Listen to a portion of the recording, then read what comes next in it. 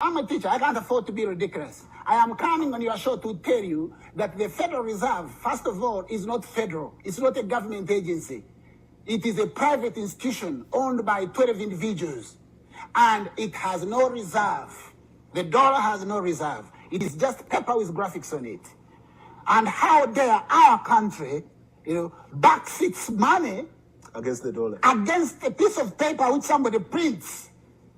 When the Secretary to the Treasury in America wants money, wants to buy, for example, Uganda Airlines, let's assume, he is not going to say what. He orders the mint. He asks them, how long will it take you to print this? Yes, I know truth makes you laugh. Why do you think they're having trouble with Russia? Because Russia is buying gold, and it is moving away from the dollar. And China is the same. China is moving gold. Look at the countries that have now the largest collection of gold. You'll find Russia amongst them. Russia and China. They want a currency that is backed by gold. And Uganda has gold. What they would do is they would make our currency gold. Life in Zimbabwe has never been easy. Since its independence, the southern African country has seen factional violence, international sanctions, and rampant political instability. But in the mid-2000s, it lost something even more fundamental: its currency. Surviving meant waking up as early as 2 in the morning, trekking to the nearest ATM, and then waiting in line.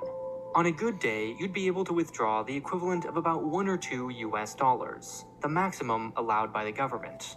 Or you might find, after losing sleep and waiting for hours, that no more money was left. That's because around 2007, Zimbabwe experienced the second highest inflation in history, after post-war Hungary.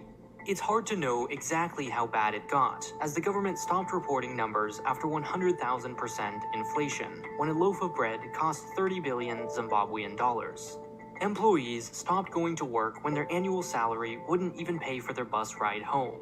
And vending machines were put out of service, unable to hold the billions of coins that a single can of soda would cost. To keep up, the central bank kept printing bigger and bigger banknotes: $1 million, 100 billion, and finally 100 trillion, worth a whole 40 US cents.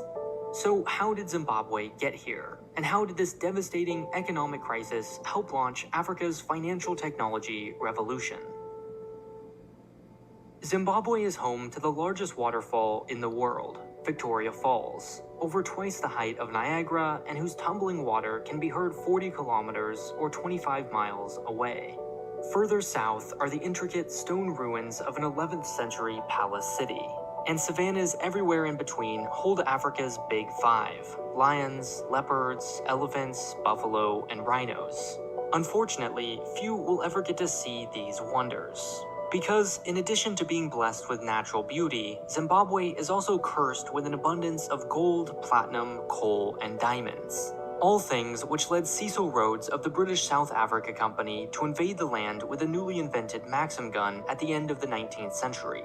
Hyperinflation at more than 3,000% hit Argentina in 1989, then social and economic catastrophe in 2001. Inflation is the result, it's the thermometer.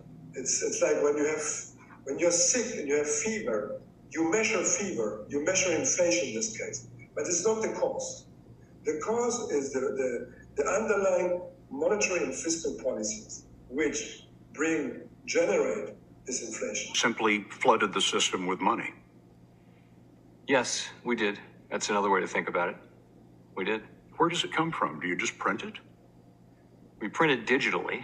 So we as a central bank, we have the ability to create money digitally. And we do that by buying treasury bills or bonds or other government guaranteed securities. And that actually increases the money supply. We also print actual currency, and we distribute